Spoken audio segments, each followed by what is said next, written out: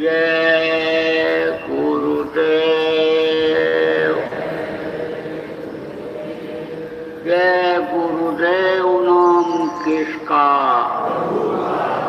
जय गुरुदेव नाम किसका, प्रभु का पावन नाम, प्रभु का पावन नाम। जय गुरुदेव।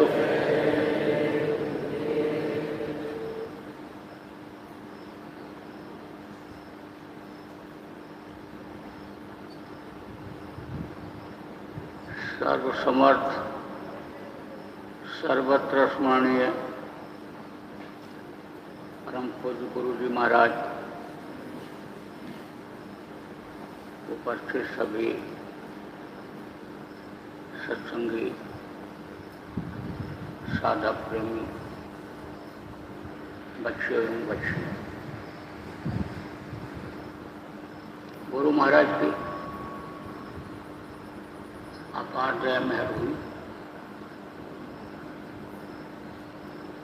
कि हमको आपको इस जीवन में आज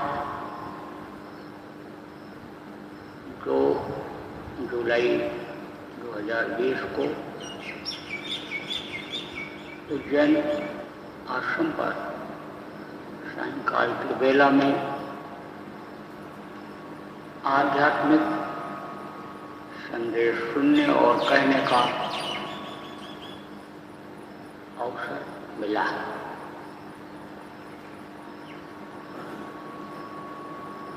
देखो प्रेमी,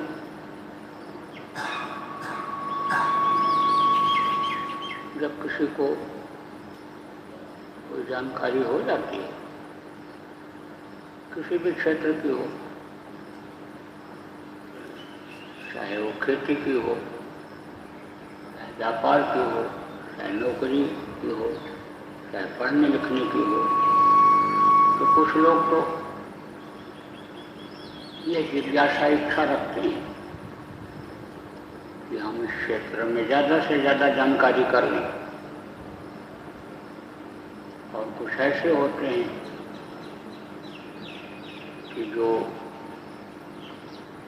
किसी की मानते ही नहीं, जिनको जड़ कहते हैं, ऐसे भी होते हैं। तो जो जिज्ञास होते हैं, इच्छा रखते हैं कोई चीज़ जानने की, ऐसे लोगों को खोजते हैं। जैसे जो साधना करते हैं वो साधक को खोजते हैं, तो साधक से ही बात करना चाहते हैं। जो गुरुभक्त होते हैं, गुरुभक्त की बात के लिए, जानने समझने के लिए, जो भक्ति कैसे बढ़े, कैसे दृढ़ता आवे, कैसे ये मन रुके, जो इष्ट नहीं रहता है उसमें दृढ़ता कैसे आवे, मजबूती कैसे आवे, इसके लिए मिलते जुलते रहते हैं, बातचीत करते रहते हैं। तो एक आदमी ने सवाल किया, भाई मनुष्य शरीर में गुरु आते हैं और गुरु शरीर छोड़कर जब चले जाते हैं तो आप कहते हो कि वो मौजूद रहते हैं, इसी धरती पर रहते हैं, जबकि इस धरती से चले जाते हैं। कैसे मौजूद रहते हैं? लोग कहते हैं कि भगवान सब जगह है, भगवान को देखा जा सकता है। तो ये कैसे संभव है?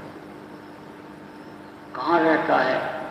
कहते बहुत दूर रहता है, लेकिन सब जगह मिलता है। तो देखो ब्रह्म, गुरु जब इस मनुष्य शरीर में रहते हैं, जब संत सदगुरु रहते हैं, तो अपनी आत्मा को जगाते हैं। रास्ता बताने वाले को खोज करके, समर्थ गुरु को खोज करके और अपने शरीर को चलाने वाली शक्ति है जीवात्मा, इसको उस मालिक तक पहुंचाते हैं। और जब मालिक तक के आने जाने लगती है तो जब उनको शरीर छोड़ना होता है तो इसको वहाँ वो पहुंचा देते हैं। लेकिन उसी तरह से जीवों पर दया करते हैं, जैसे मनुष्य शरीर में रहते थे और दया करते थे, दया का अनुभव कराते थे, ऐसे ही दया करते हैं। अब आप कहोगे कि हम उनको देख नहीं पाते हैं और वो दया किस तरह से आती है, किस तरह से देखा जा सकता है? तो अभी कोई सूरज को देखना चाहे, सूरज तो यहाँ धरती से बहुत दूर है, लेकिन अगर उनको देखना चाहे कैसे देखेगा? आप जल रख दो, आप निर्मल जल जिसको कहते हैं, स्वच्छ साफ जल जिसको कहते हैं, सूरज के सामने रख दो तो सूरज उसमें दिखाई पड़ने लगेगा। अब ये जरूर है कि अगर जल गंदा होगा, पानी गंदा होगा तो साफ सुथरा नहीं दिखेगा, और अगर निर्मल जल होगा तो एकदम बिल्कुल साफ सूरज दिखाई पड़ेगा। कैसे दिखाई पड़ता है? किरणों के द्वारा। बारीक किरणें होती हैं सूरज की, और वही आपके बदन में लगती हैं, वही पेड़ पौधों में लगती हैं, धरती पर वही लगती हैं। सूरज की किरणें अगर न पड़े इस धरती पर तो आपके समझो बहुत सारी बीमारियां हो जाएंगी, और ये शरीर भी ठीक से काम नहीं कर पाएगा, क्योंकि उस तत्व की कमी हो जाएगी, गर्मी कम हो जाएगा, जिसको गर्मी भी चाहिए। तो सूरज की जो किरणें होती हैं वो किस पर पड़ती हैं? जल पर पड़ती हैं, पानी पर पड़ती हैं, तो सूरज उसमें दिख जाते हैं। ऐसे रहते तो वहाँ मालिक कहाँ रहता है? सतलोक में रहता है, दरबार वहाँ लगता है, आना जाना उनका अलग अगम लोकों में भी होता रहता है, अनामी लोकों में भी होता रहता है, लेकिन दरबार वहाँ लगता है, वहाँ रहते हैं। तो वहीं से अनिधार को वो छोड़ते रहते हैं, और धार जब यहाँ पड़ती रहती है तो ये अन्य समझो की ये धरती चलती रहती है, अन्य समझो उनके धार से अन्य सारी चीज़ें ये चलती रहती हैं, उसी के असर से ये चलती हैं। सब धरती भी चलती है, सूरज भी चलते हैं, देवी देवता भी चलते रहते हैं, और आप भी चलते रहते हो। आपकी जीवात्मा इस शरीर को जड़ जिसको कहा गया, इसको वो चलाती रहती है, तो वहाँ से धार बराबर पड़ती रहती है। अब यह है कि कोई कहे कि हम देख कैसे पाएंगे? तो युक्ति के द्वारा ही देखा जा सकता है। सदगुरु के इस धरती से जाने के बाद उनको कैसे देखा जा सकता है? आप तो कहोगे भाई गुरु महाराज तो चले गए, तो गुरु महाराज को भी कैसे देखा जा सकता है, कैसे दर्शन किया जा सकता है? तो उपाय के द्वारा। अब वो उपाय कौन सा है? जैसा मैंने आपको बताया कि पानी को रख दो तो उसमें सूरज दिख जाएंगे, सूरज के सामने। उसी तरह से हृदय को निर्मल बना लो, अन्न समझो की धार जो उतर रही है उनकी, उसी धार से उनका दर्शन हो जाएगा। तो सर्वव्यापी, सर्वसमर्थ, सर्वत्र व्याप्त उनको क्यों कहा गया? इसीलिए कहा गया कि उनकी धार बराबर पड़ती रहती है, और आत्मा सब उस परमात्मा की ही अंश है, और ये जब वहाँ पहुँच जाती है तो पूरी ताकत आ जाती है। ताकत जब आ जाती है तो समर्थ हो जाता है। आप देखो समर्थ किसको कहते हैं? जिसके पास सब कुछ होता है या कुछ चीज़ें होती हैं तो भी लोग कहते हैं ये सबल हैं, समर्थ हैं, ये चाहेंगे उसको कर लेंगे। तो समर्थ उसको कहते हैं कि जिसमें कुछ पावर होती है। आप देखो राजा के दरबार में जो दरबारी होते हैं, जो कर्मचारी होते हैं, वो भी समर्थ हो जाते हैं। आप देखो सीएम हाउस में, पीएम हाउस में, प्राइम मिनिस्टर के जहाँ यानी कर्मचारी रहते हैं, जहाँ वो बैठते हैं, वहाँ पर जो लोग रहते हैं, मुख्यमंत्री के यहाँ रहते हैं, जो नौकरी करते हैं रहते हैं, कलेक्टर के यहाँ, कमिश्नर के यहाँ जो लोग रहते हैं, नौकरी करते हैं, सेवा करते हैं, उनमें भी पावर आ जाती है। बिजली नहीं आ रही, पानी नहीं आ रहा है, सफाई नहीं हुई है, और किसी ने फोन किया, खबर दिया, कलेक्टर ऑफिस में दिया, अब कलेक्टर साहब नहीं भी बोले और बता दिया कि हम ये बोल रहे हैं कलेक्टर साहब के, और ये सफाई कर दो, ये कर दो, तो वो हो जाता है, पावर आ जाती है। तो जो सतलोक में पहुंच जाते हैं उनमें भी पावर आ जाती है।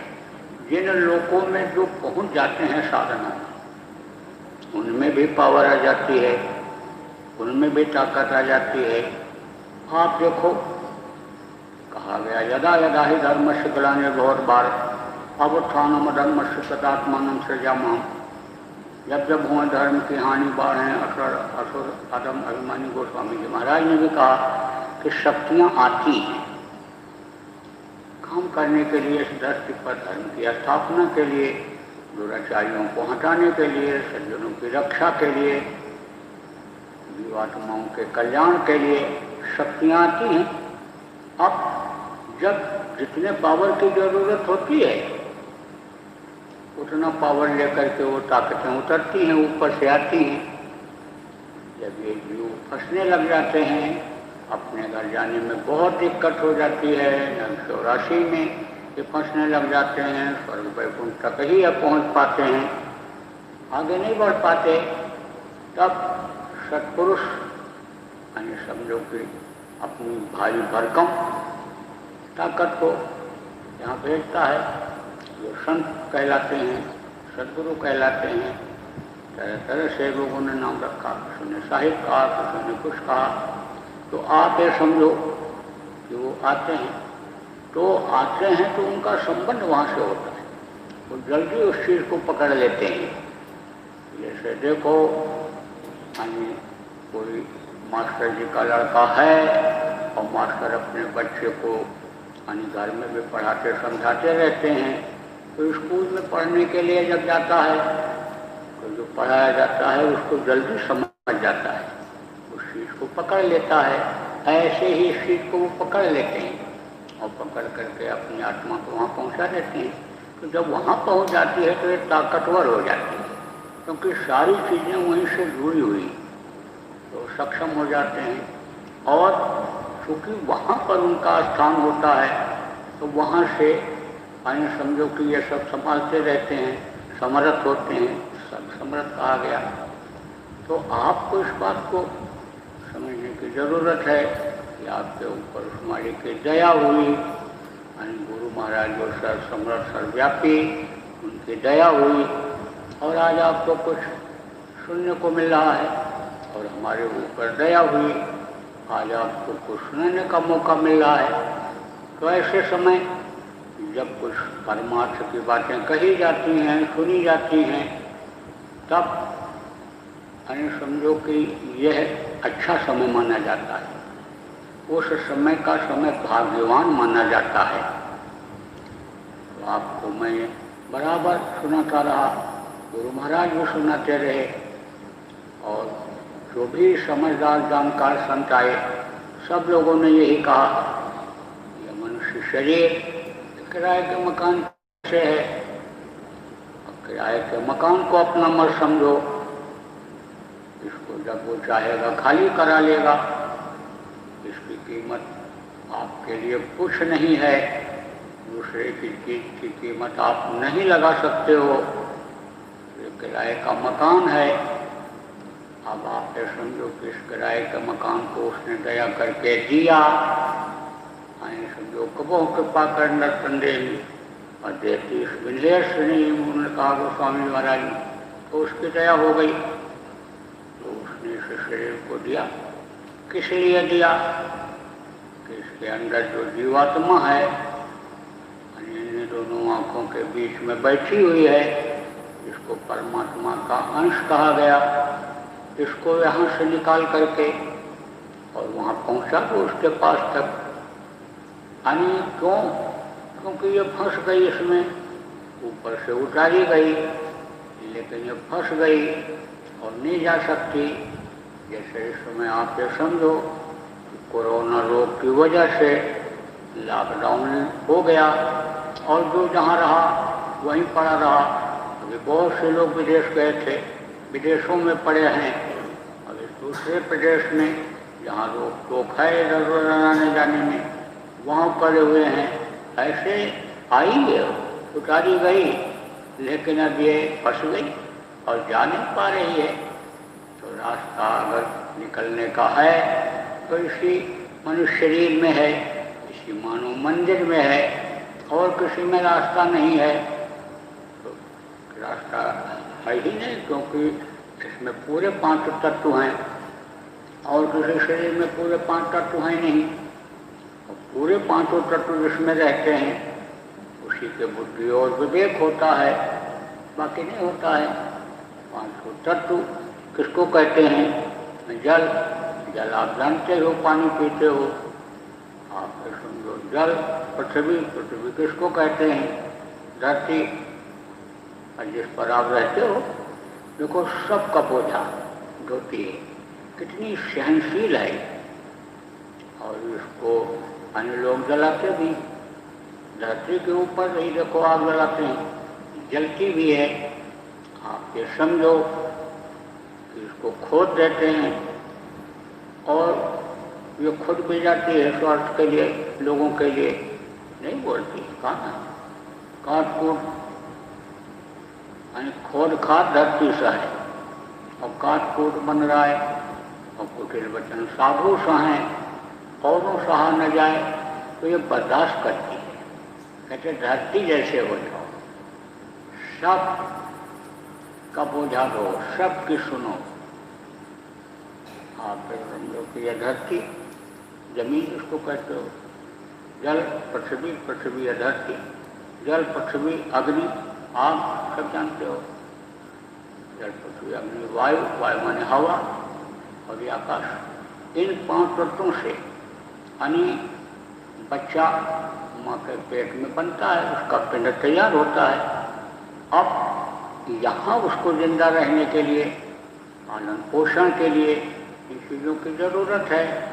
आप देखो माँ की लापरवाही से रोग हो जाता है, माँ के शरीर के अंदर कोई कमी आ जाती है, उससे पानी की कमी हो जाती है।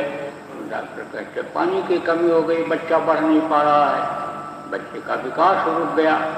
इन सारी चीज़ों को अन्य समझो कि वैज्ञानिक लोग समझते हैं, लेकिन किन मसाले से बनता है बच्चा इसका पता नहीं लगा पाए।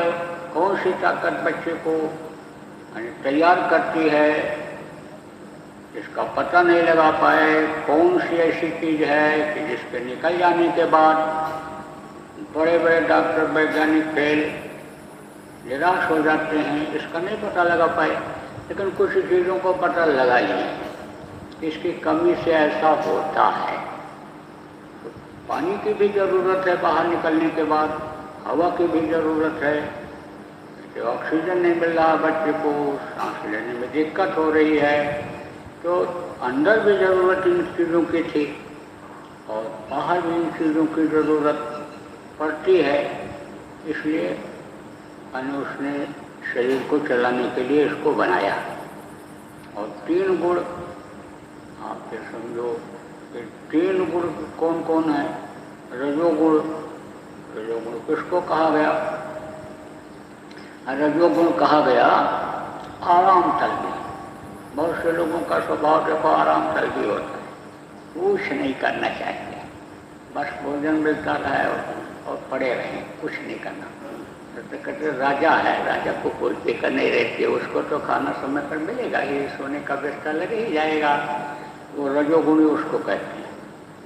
और तमोगुणी में क्रोध देखो बहुत आता है, किसी किसी को बहुत क्रोध आता है, तमोगुण ज़्यादा रहता है, किसी में सतोगुण रहता है, सद्भाव रहता है, आपके जो दया भाव रहता है, सेवा भाव रहता है। तो ये कहाँ से शुरू होता है? माँ के पेट से ही ये शुरू होता है। यही कारण है, देखो कुछ बच्चे ऐसे होते हैं, कुछ लोग ऐसे होते हैं कि जिनके अंदर सत्वगुण ज़्यादा होता है, सत्वगुणी प्रवृत्ति के होते हैं, तमोगुणी हो जाते हैं, रजोगुणी हो जाते हैं। माँ बाप के खान पान और विचार भावनाओं से ऐसा हो जाता है। जब वातावरण खराब हो जाता है, माँ बाप की आदत बिगड़ जाती है, उसका असर बच्चे के ऊपर पड़ता है, तो वो समझो कि ये गुण हैं जो वो उस तरह के गुण बढ़ते जाते हैं। पहले देखो सतयुग में, त्रेता में, पहले के युगों में सतोगुणी लोग ज़्यादा होते थे। आप देखो फिर उसके बाद में रजोगुणी भी हुए, और इस समय देखो तमोगुण बहुत बढ़ रहा है, तमोगुणी बहुत हो गए। रजसतम त्रिगुण, ये त्रिगुण हैं, ये 3 गुण हैं, और ये समझो कि 5 ये तत्व हैं, तो 5 और 3 8। 8 के गांठ में ये जीवात्मा इसमें बंधी पड़ी है, निकल नहीं पा रही है। तो समझो किसी भी चीज में गांठ जब पड़ जाती है तो वो चीज टेढ़ी हो जाती है। जैसे सीधी रस्सी है और उसमें गांठ लगा दोगे तो जहाँ गांठ लगेगा वो जगह टेढ़ी हो जाएगी। आप ये समझो कि गांठ कहीं भी पड़ जाए, जैसे कहते हैं ना कि घुटना नहीं मुड़ता है, गांठ पड़ गई, हाथ नहीं मुड़ता है, गांठ पड़ गई, कोहनी नहीं मुड़ती है, गांठ पड़ गई। गांठ जब पड़ जाती है वो चीज जल्दी नहीं मुड़ती है। आप देखो कि आप किसी के भी हाथ में गांठ पड़ गया हो और उसको आप हाथ को जो ऐसे रहता है, झुका रहता है, सीधा नहीं हो सकता, ऐसे जबरदस्ती अगर आप सीधा करने की कोशिश करोगे तो दर्द करेगा, झटकेगा, हड्डी टूट भी सकती है, चिल्लाएगा। आप समझो ये जो गांठ अंदर में बनी हुई जीवात्मा जो दोनों आँखों के बीच में ये बैठी हुई है, और उसके प्रकाश से ये शरीर चलता है, एक चक्र चलते हैं, तो वहाँ पर एक तरह से गांठ सी बन गई। यानी आप ये समझो कि जब प्राण को खींचा जाता है, जीवात्मा का खिंचाव होता है आखिरी वक्त पर, तब क्या होता है? वो गांठ खुलती है। तो गांठ खुलती है तो दर्द होता है, बेहद दर्द होता है। कहते हैं ना हड्डी हड्डी चटकती है।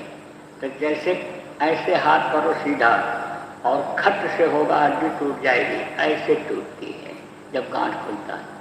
और बगैर गांठ खुले यह जीवात्मा निकल नहीं सकती है, चाहे साधना में निकालो और चाहे आखिरी वक्त पर यमराज के दूत मार मार करके इसको निकालें, आखिरी वक्त पर निकलना पड़े तो गांठ ये यानी टूटती है, खुलती नहीं है ये, तो दर्द होता है।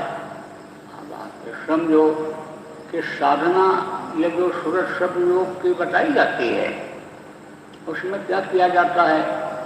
ये बताया जाता है कि धीरे धीरे अभ्यास करो, धीरे धीरे रोको, क्योंकि बहुत से लोगों का खिंचाव जल्दी हो जाता है तो घबरा जाते हैं।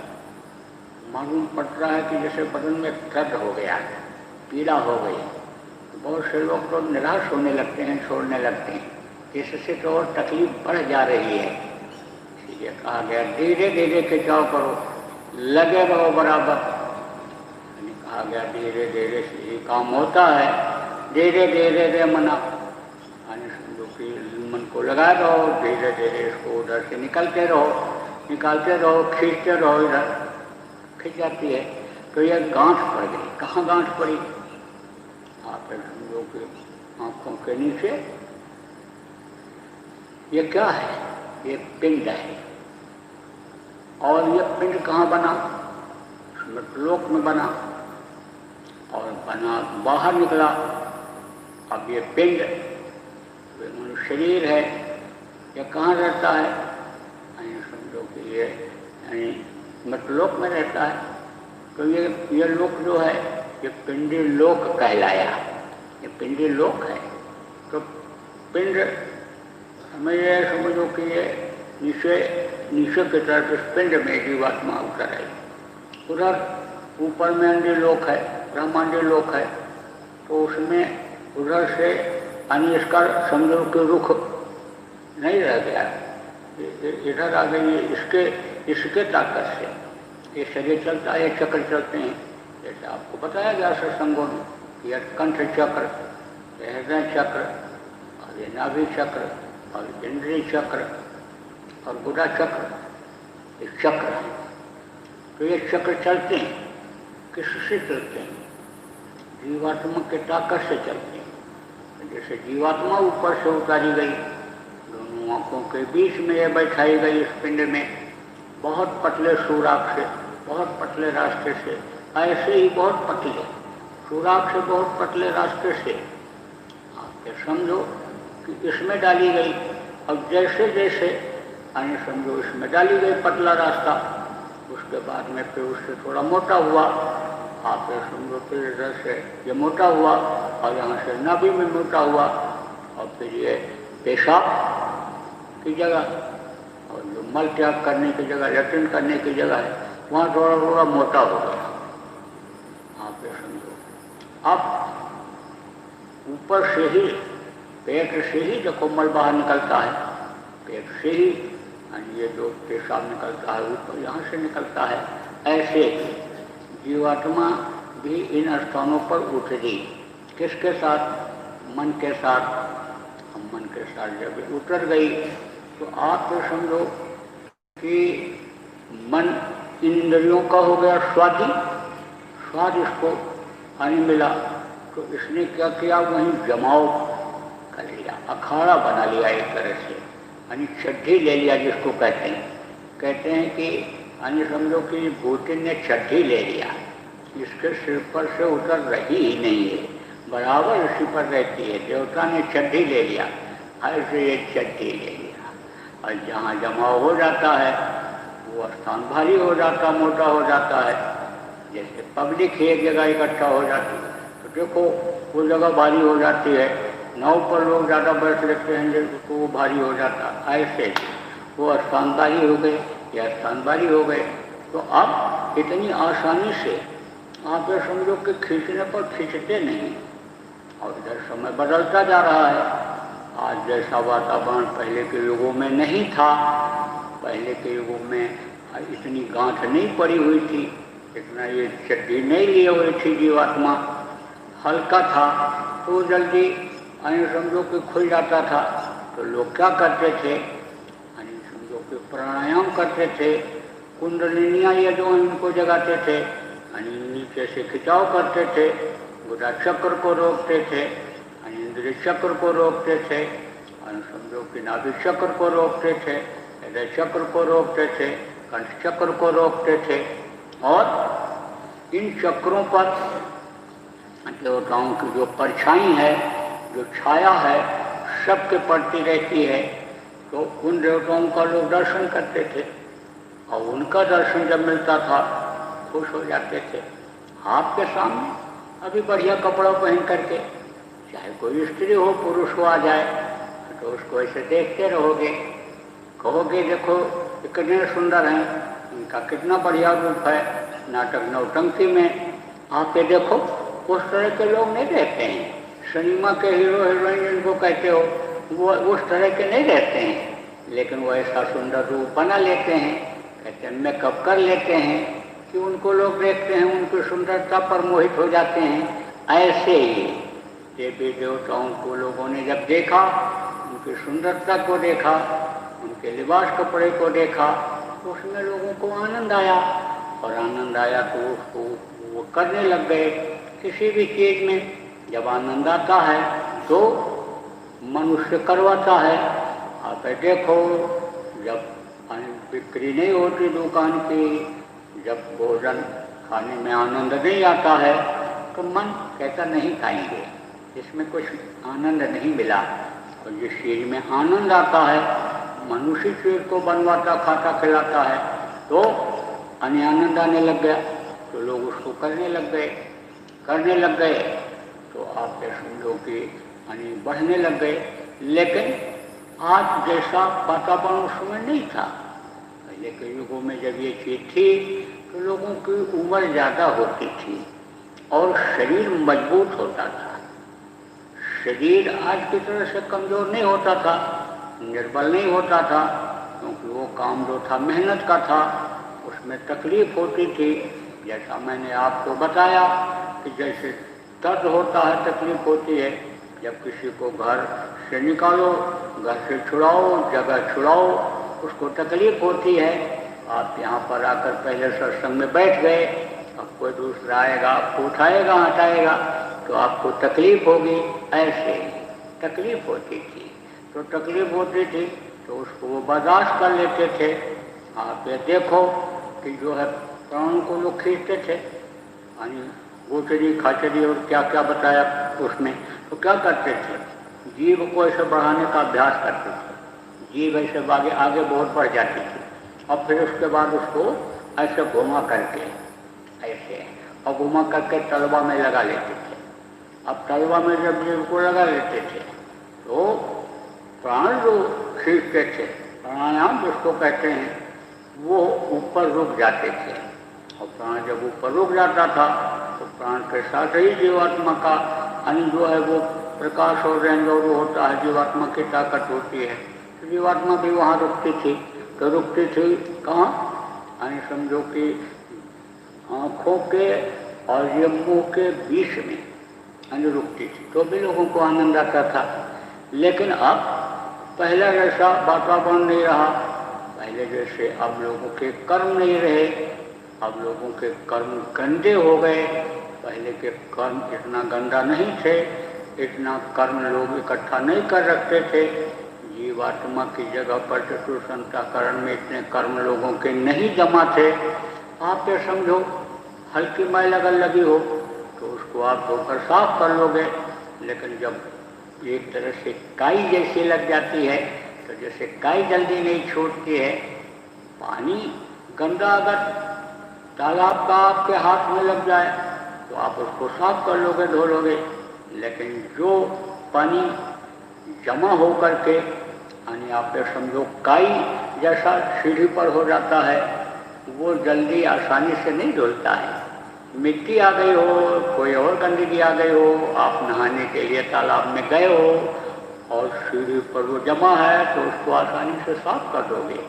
लेकिन काई अगर लगी हुई है तो उसको रगड़ करके घंटों आपको साफ करना पड़ेगा, और नहीं तो काई फिसला देगी, गिर जाओगे तालाब में। ऐसे ही पहले तो हल्के कर्म थे उस समय पर, अब तो बिल्कुल काई जैसी हो गई। आपको क्या पता है कितनी मोटी दीवार वो कर्मों की है, मीलों लंबी मोटी दीवार जीवात्मा के सामने आकर खड़ी हो गई। तो अब वो कैसे हटेगी? जब तक कोई जानकार नहीं मिलेगा, जब तक कोई समर्थ नहीं मिलेगा, जब तक कोई मदद करने वाला नहीं मिलेगा उसको हटाने का, तब तक ये जीवात्मा कैसे मुक्त हो सकती है? ये तो आज्ञा चक्र में पड़ी हुई, इसलिए तिल पर ये वहीं बैठी रह गई। और इसकी ये जो गांठें हैं या शरीर में अंदर, समझो कि ये अब तकलीफ देने लग गई। तो संतों की जब दया हुई और संत धरती पर आए तो उन्होंने इन्हीं गांठों को खोलने का तरीका बता दिया।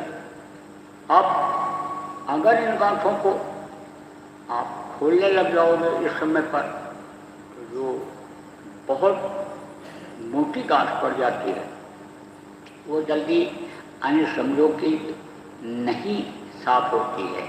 तो अब ये जितनी ये गंदी है, ये मोटी गांठें पड़ गई, इसको खुलने में ही समय निकल जाएगा। तो संतों ने कहा कि अब इसको भूल जाओ। किसको भूल जाओ?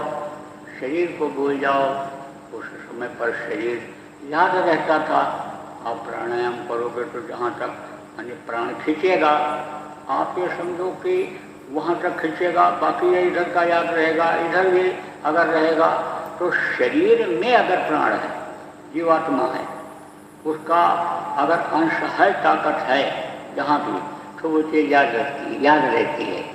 यही कारण है कि दुनिया जल्दी नहीं भूलती है, क्योंकि जब मन इधर दुनिया की चीज़ों के लिए यानी शरीर को लगा दिया और शरीर उन चीज़ों में आदी हो गया, उन चीज़ों को पाने के लिए, देखने के लिए, खाने के लिए, यानी सुनने के लिए आदी हो गया, भोग का आदी हो गया, तो जल्दी ये नहीं भूलता है।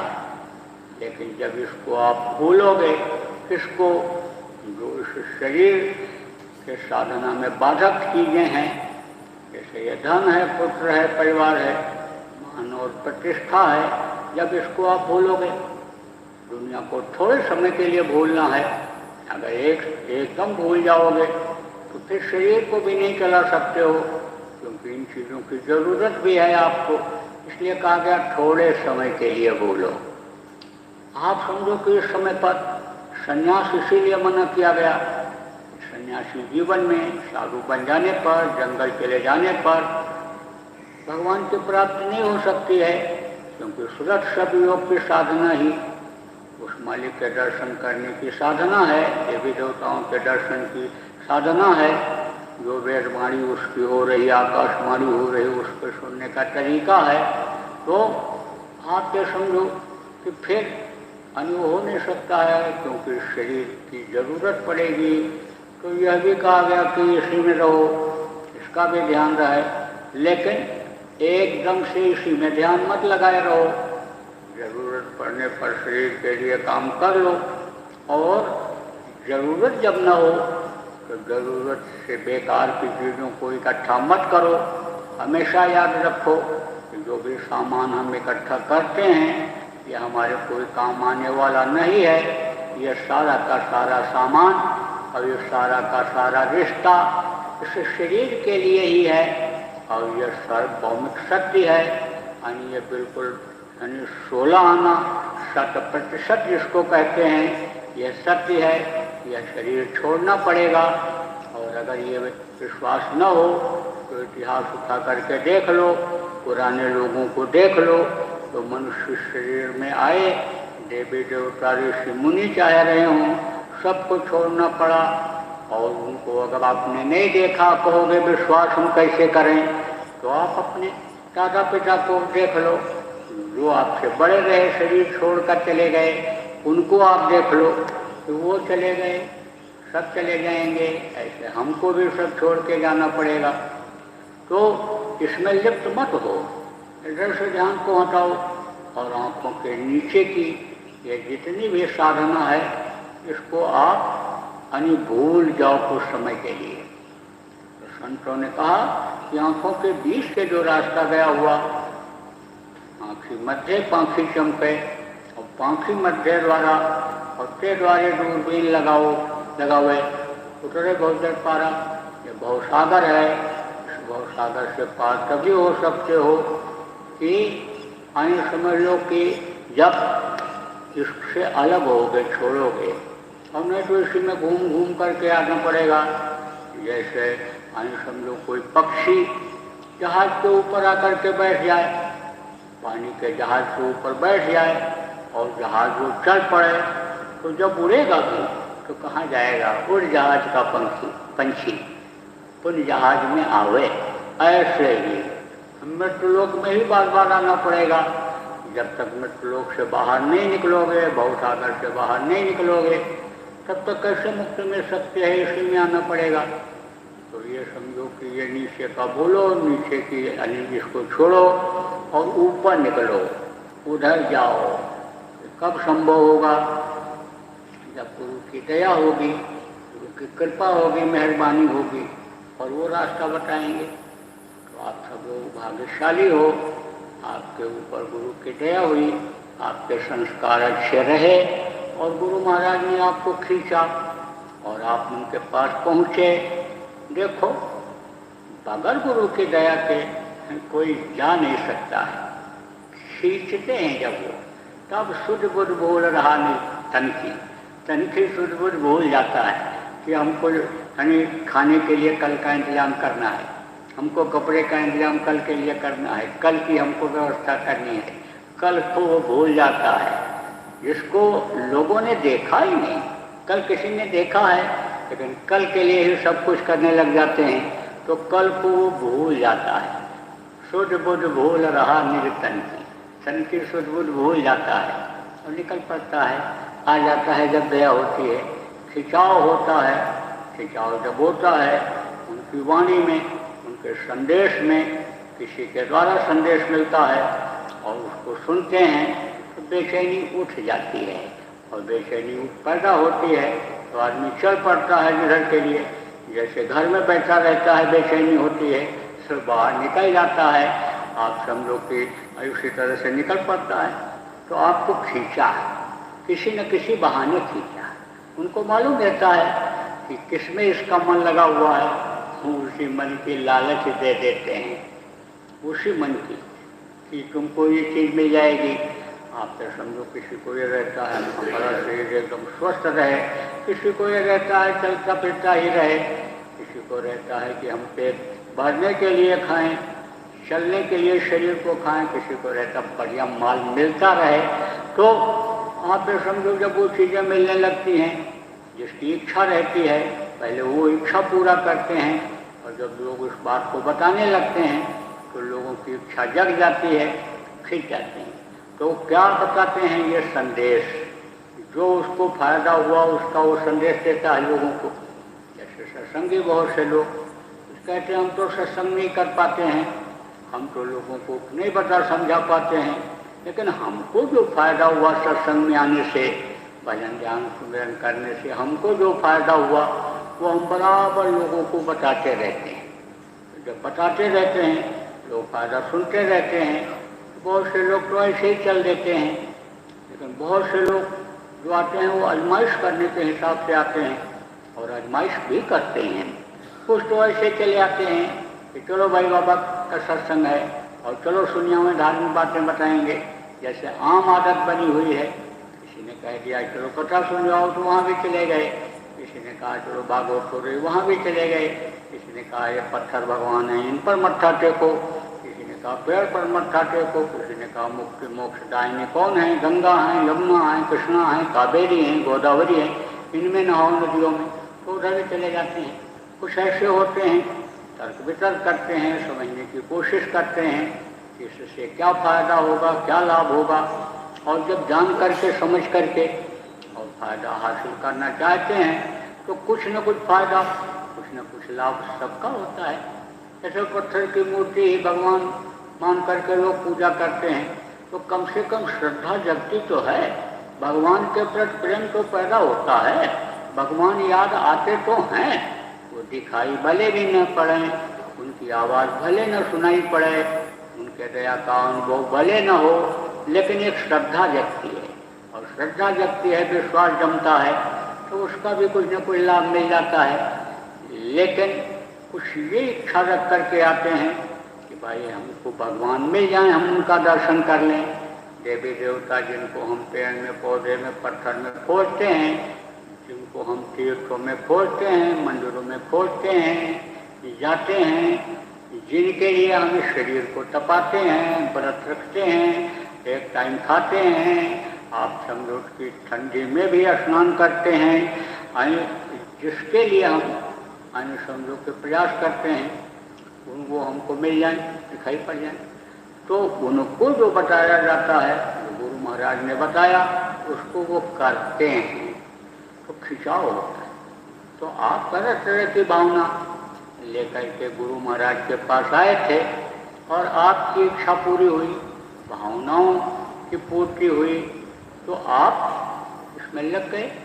अब अगर ये इच्छा बना लो, यह आप अगर संकल्प बना लो कि हम उस मालिक का दर्शन करें इसी में, और गुरु महाराज मनुष्य शरीर छोड़ करके गए, लेकिन गुरु महाराज हमको दिखाई पड़े, हमारे अंगसंग जो वो हैं वो हमको दिखाई पड़े। हमारे मस्तक पर कहा गया कि उस गुरु को मस्तक पर सवार कर लो, गुरु हमेशा मस्तक पर सवार रहते हैं, तो वो हमको अनुभव हो जाए, हर चीज़ का अनुभव हो जाए। तो आपको तो ये सुमिरन, ध्यान और भजन ये जो बताया गया इसको आपको करना पड़ेगा। जब आप करोगे, रास्ते पर चलोगे, तभी तो आप आगे बढ़ पाओगे।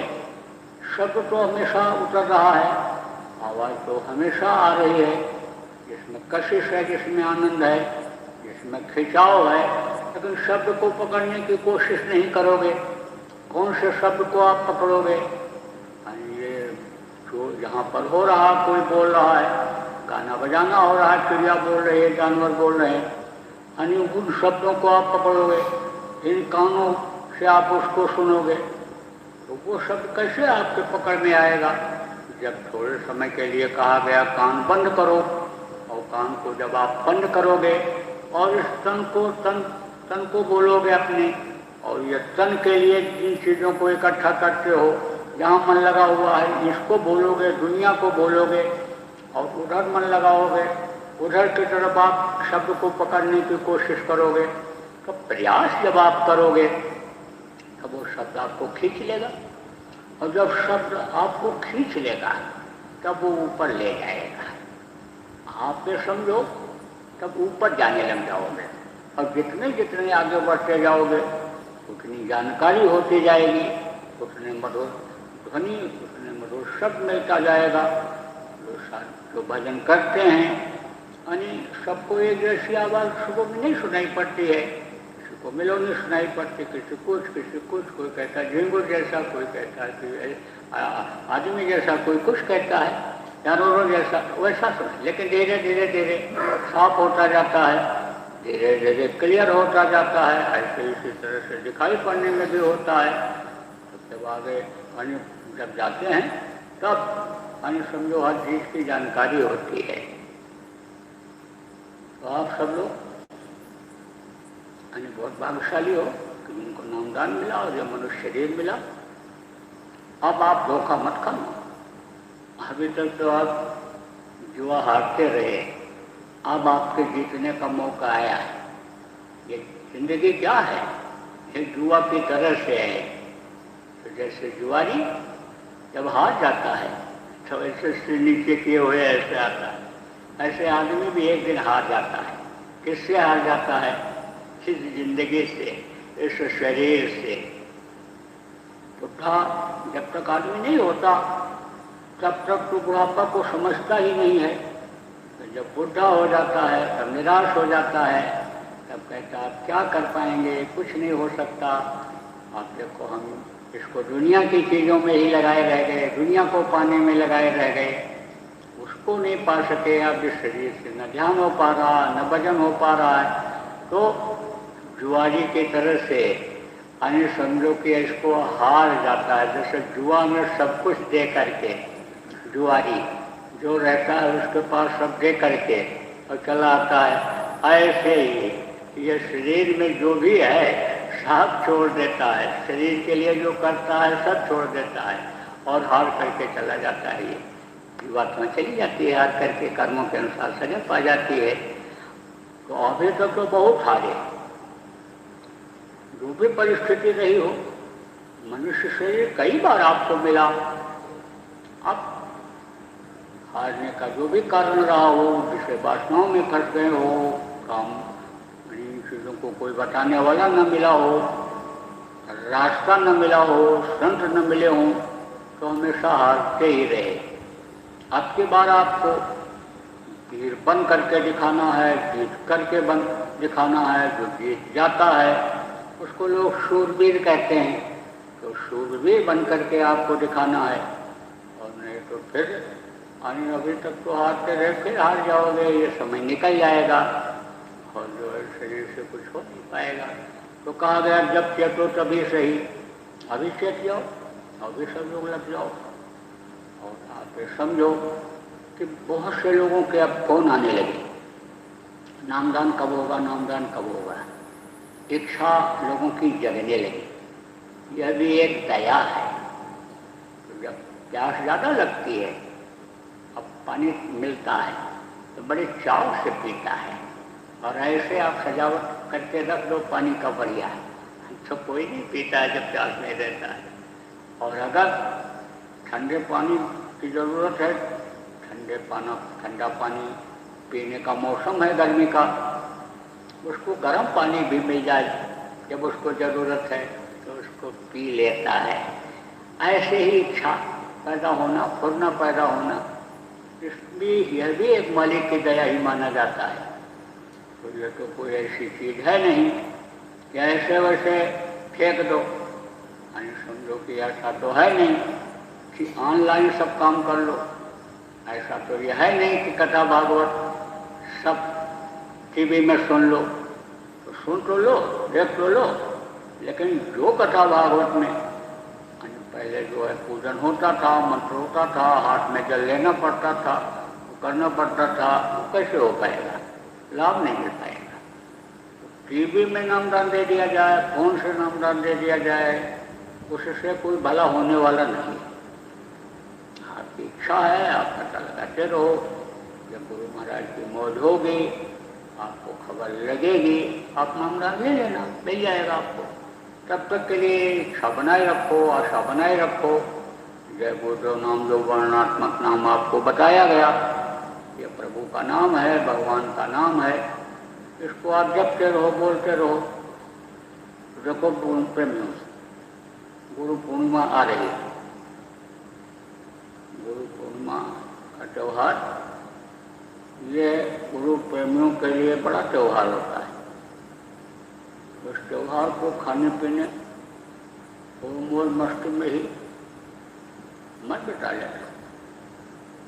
पूजा करना, तुम बाह्य पूजा तो करते हो, पर आंतरिक पूजा आपकी नहीं हो पाती। ये आपको बताया गया, जो जहाँ पर हो अपने ही अपने स्थान पर आप सब लोग गुरु पूर्णिमा का पूजन कर लेना। यह भी आपको बताया गया, जहाँ पर कोरोना नहीं है, जहाँ पर सरकार की तरफ से इकट्ठा होने में, मिलने जुलने में कोई रोक टोक नहीं है, वहाँ एक जगह गांव में इकट्ठा होकर, शहर में मोहल्ले में इकट्ठा होकर, जहाँ पर अपने आश्रम बने हुए हैं, वहाँ पर इकट्ठा होकर के आप लोग गुरु पूर्णिमा मना लेना। तो भाई, जो आप पुराने हो, गुरु महाराज के शिष्य हो, आप लोग बराबर गुरु पूर्णिमा मनाते आ रहे। लेकिन जो नए लोग हो, उससे लोगों को मालूम ही नहीं है कि गुरु पूर्णिमा किस तरह से मनाया जाएगा। जब उधर सत्संग हुआ, हमारा दौरा व्यापक, तो गांव के गांव आ गए लोग, सुन करके आए, प्रचार सुनकर आए और वो नामदान लिए और भजन करने लगे। गुरु महाराज की दया उन पर हो गई तो विश्वास उनको हो गया। भजन जहाँ खूब करते हैं, विदेशों में भी खूब करते हैं, लेकिन अब उनको और तरीका नहीं मालूम है। नाम तो मालूम हो गया विदेशों में, आप ये समझो कि लेकिन अब वहाँ उनको कोई बताने समझाने वाला नहीं है, तो वो आप ये समझो हिंदी समझते हैं और न वो अंग्रेजी समझते हैं, वो अपनी ही भाषा समझते हैं, लेकिन नाम उनको मिल गया, नाम की कमाई वो करने लग गए और उसमें उनके ऊपर दया हो गई। बार बार फोन आते हैं लोगों के पास, कि दिखा दो हमको, टीवी में दिखा दो। अब भी आते हैं तो एक इच्छा जग जाती है, नए लोगों की भी इच्छा, ये जगी है कि कहे हैं तो पूजन करना चाहिए। तो पूजन का मतलब ये है कि जैसे अंतर पूजन करो, बाह्यमुखी नहीं, अंतर्मुखी पूजन करो। अब अंतर्मुखी पूजन करने के लिए तो यह मन की जल्दी कहेगा नहीं। मन क्या कहेगा कि फोटो लगा दो, धूप अगरबत्ती जला दो, आरती जला दो, प्रसाद रख करके और प्रार्थना ऐसे बेमन से बोल दो और फिर उसके बाद प्रसाद बांट दो, पूरी मिठाई बना के लोगों को खिला दो, कह दो हमारे गुरु महाराज का भंडारा है।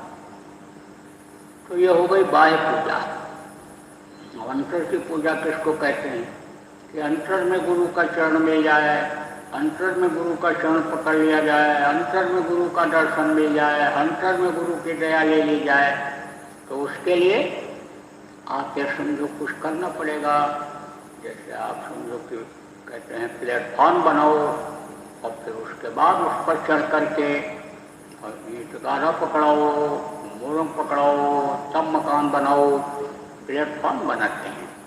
रेलगाड़ी यानी जब रेलगाड़ी का स्टेशन बनता है तो प्लेटफॉर्म बनाते हैं कि रेलगाड़ी नीचे रहेगी और ये प्लेटफॉर्म पर यानी खड़े होकर के रेलगाड़ी के अंदर चले जाएंगे, क्योंकि जमीन से ऊंचा दरवाज़ा होता है तो प्लेटफॉर्म बनाया जाता है भजन ध्यान सुमिरन का लाभ लेने के लिए।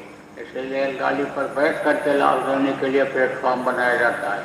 ऐसे प्लेटफॉर्म बनाया जाता है किस चीज़ का? मन को रोकने का, क्योंकि मन अगर नहीं रुकेगा तो समझो कि साधना बन नहीं पाएगी, दर्शन हो नहीं पाएगा। तो मन को किधर लगाया जाता है? यानी समझो कि इधर ध्यान की तरफ, भजन की तरफ इधर लगाया जाता है। तो मन कैसे रुकता है? जो काम करते हैं वही मन रहता है। कहते हैं ना मन लगा करके काम करना, बच्चों मन लगा करके पढ़ाई करना। तो मन जहाँ लगता है वो काम कराता है, तो मन को लगाना पड़ता है। तो मन कैसे लगाओगे? जय गुरुदेव नाम के ध्वनि बोलने में मन लगाओ। आप ये समझो कि 4 तारीख को भी पूनम है, 11:30 बजे लग जाएगा और दूसरे दिन 10:00 तक रहेगा। 5 को पूरी रात पूनम रहेगी और जो है 7 को दिन में भी रहेगा और आपके समझो सुबह तक रहेगा 5 तारीख को। तो आपके लिए बहुत अच्छा मौका है कि पूनम को ही पूजन करो, पूनम को ही साधन भजन का अवसर निकालो, समय निकालो। तो आप लोग नामधुनी करके और पहले यानी समझो प्लेटफॉर्म तैयार कर लो मन को रोकने का। मन को रोक करके फिर ध्यान लगाओ। और जब मन को रोक करके ध्यान लगाओगे तब जो आप निशाना बनाओगे कि गुरु पूर्णिमा के दिन हमको गुरु की दया मिल जाए और हम ले लें, तब तो आपके लिए संभव होगा। और नहीं तो जैसे ऐसे पूजा करते रहते हैं, पाठ करते रहते हैं और मन कहीं और लगा रहता है, अलग ऐसे देखते रहते हैं, पाठ करते रहते हैं और अगर कहीं कोई गलती बन गया तो उसी समय नौकर को, लड़के को गाली गुप्ता भी देने लगते हैं। तो उस तरह की ये दिखावे की पूजा नहीं रह जाएगी, अंतर्मुखी पूजा आपकी हो जाएगी, बाह्यमुखी नहीं रह जाएगा। तो आप जितने भी प्रेमी इस आवाज़ को सुन रहे हो देश विदेश में, सबको ये कहा जा रहा है कि आप पहले नामधुनी करना। आप यहाँ बैठे सुन रहे हो, लेकिन अब ऐसा ये सिस्टम बन गया कि हजारों आदमी इस आवाज़ को सुन रहे होंगे और देख रहे होंगे। तो सब लोग सुन लो और आप उनको भी बताना जो सत्संगी नहीं सुन पा रहे हैं, जिनके पास साधन नहीं है, सुविधा नहीं है या जानकारी नहीं है कि कैसे सुना और देखा जाता है, लाइव कैसे होता है, यहाँ से किस तरह से आवाज़ सुनी जाती है, उनको भी बता दो। गुरु पूर्णिमा के लिए नामधुनी करें। आप तो समझो जहाँ जैसा संभव हो, 12 घंटा का कर लो, 6 घंटे का कर लो, 4 घंटे का कर लो। विदेशों में समय की बहुत कमी होती है तो वहाँ 2 ही घंटा नामधुनी कर लो और नामधुनी करने के बाद फिर भजन ध्यान करो, अंतर में दया मांगो और प्रार्थना करके नामधुनी शुरू करो, प्रार्थना बोल करके फिर नामधुनी खत्म करो, फिर ध्यान करो, भजन करो और उसके बाद आप प्रसाद का वितरण करो। प्रसाद जरूर रखो। देखो प्रसाद किसको कहते हैं? जो उसको छुआ जाता है, संत जिसको छूते हैं वो प्रसाद ज़्यादा ताकतवर होता है। जो सच्चे साधक होते हैं उनका आना जाना ऊपर होता है, मालिक के धार के शरीर के अंदर उतरती है और वो ध्यान लगा करके किसी चीज़ को छू लेते हैं तो वो प्रसाद ज़्यादा ताकतवर होता है। लेकिन प्रेम में विभोर होकर के आपके समझो उनका ध्यान लगा करके हृदय में उनको बसा करके और जो प्रसाद को बांटते जाते हैं, मालिक को याद करते जाते हैं और उनकी दया प्रसाद में मांगते जाते हैं, ऐसे साधकों के हाथ से भी प्रसाद जब मिल जाता है तब लोगों को फायदा मिलता है। आप यह समझो कि जो जागृत नाम होता है, इस नाम के लेने से शांति मिलती है, इस नाम के लेने से तकलीफें दूर होती हैं, उस जय गुरुदेव नाम को बोल करके भी अगर किसी को प्रसाद दे दिया जाए और वो खाएगा तो उसको अच्छा लगेगा। गुरु महाराज का भंडारा होता था, बड़े बड़े कार्यक्रम होते थे, गुरु महाराज जैसे कार्यक्रम होते थे तो प्रसाद के बारे में गुरु महाराज कहते थे इसको ले जाओ बच्चों और रखे रहना, मुसीबत के समय, तकलीफ के समय, पेशेनी के समय इसमें से 2 दाना निकाल करके खा लेना और ख़त्म जब होने लगे तब इसी में और मिला देना। आप देखो ये जो होम्योपैथी दवा होती है ये द्रव में आती है, पानी जैसी, लिक्विड जिसको कहते हैं, तो इसको किस में मिलाते हैं? गोली में मिलाते हैं। शुगर ऑफ मिल्क की गोली होती है, शुगर माने चीनी और मिल्क माने दूध, दूध के पाउडर में मिला करके गोली बनाते हैं, पाउडर बनाते हैं। अब उसमें वो चीज़ जब डाल दी जाती है पूरा असर उसका रहता है, पूरा असर। अब आप समझो कि दवा डाली हुई है गोली और 4 गोली उसमें ऐसे भी मिला दो तो भी वो दवा की ताकत समझो कि शरीर के अंदर फैल जाती है या पेट में पड़ती है।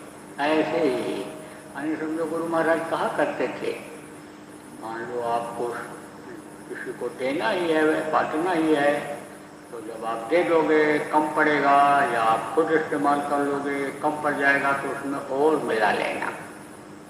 तो उनका छुआ हुआ जो प्रसाद था वो तो अमृत तो लेता, लेकिन ये आप मत सोचो प्रेम कि आप जो साधक हो और गुरु का ध्यान करके और साधना में दया लेकर के प्रसाद बांटोगे तो आपका बेकार जाएगा, बेकार नहीं जाएगा। अब ये जरूर है कि सब जगह पर समझो कि वैसा प्रसाद पहुंच नहीं पाता है। बहुत से लोग तो ले जाते हैं, दे देते हैं, मिल जाता है, लेकिन अब साधन सुविधा ऐसी नहीं रहेगी।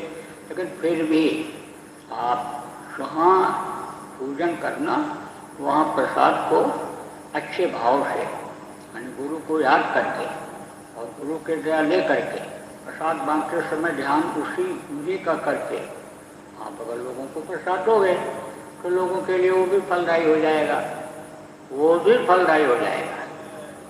तो प्रसाद थोड़ा जरूर बांट देना। तो आप तो मना लो, सब जगह मना लो। देखो हमारा तो एक बहुत समझो कि निकलने का मन बन रहा है, एक दौरा छोटा सा बनेगा और जल्दी बनेगा।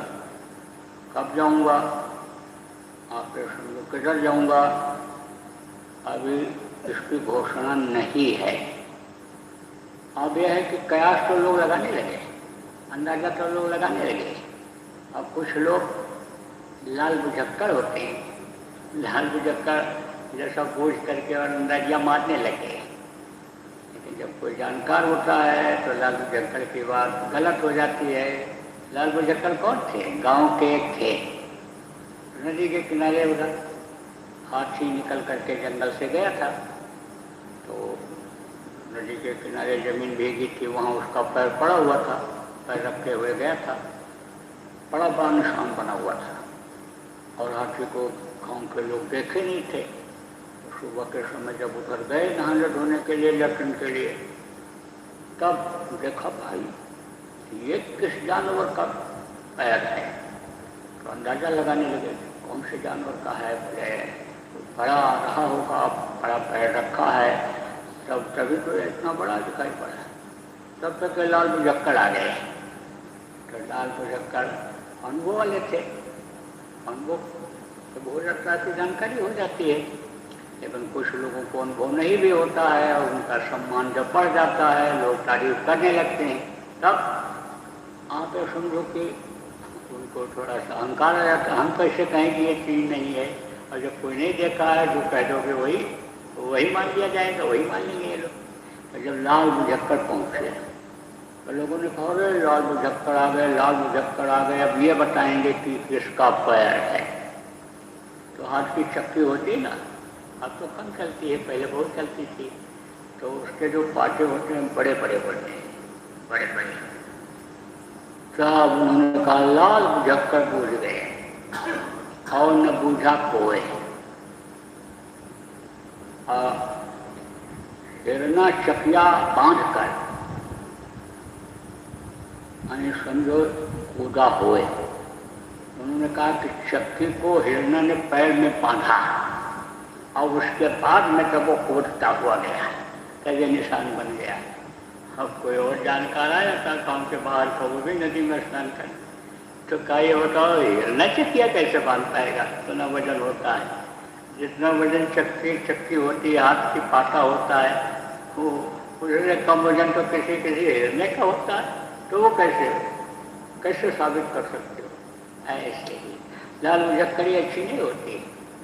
आप फिर समझो कि अभी किसी को नहीं मालूम कि कब जाऊंगा, कब आऊंगा और किधर जाऊंगा, लेकिन मुझे निकलना है। जब निकल जाऊंगा तो पता चल जाएगा, आ जाऊंगा तब पता चल जाएगा कब जाऊंगा, किधर जाऊंगा। इसके चक्कर में आप मत पड़ो। लेकिन जो आश्रमवासी आप लोग हो, आप गुरु पूर्णिमा मनाने की तैयारी करो, और जो आप लोग सत्संगी अन्य स्थानों पर हो, आप सब लोग बिल्कुल पूर्णिमा मनाने की तैयारी करो, पूजन की तैयारी करो। और पूजन की तैयारी नहीं, गुरु की दया लेने का, गुरु पूर्णिमा के लाभ का, यानी फायदे का आप इच्छा भी करो, प्रयास भी करो। गुरु की दया लेने के लिए आप मंत्र में प्रार्थना भी करते रहो। बोलो जय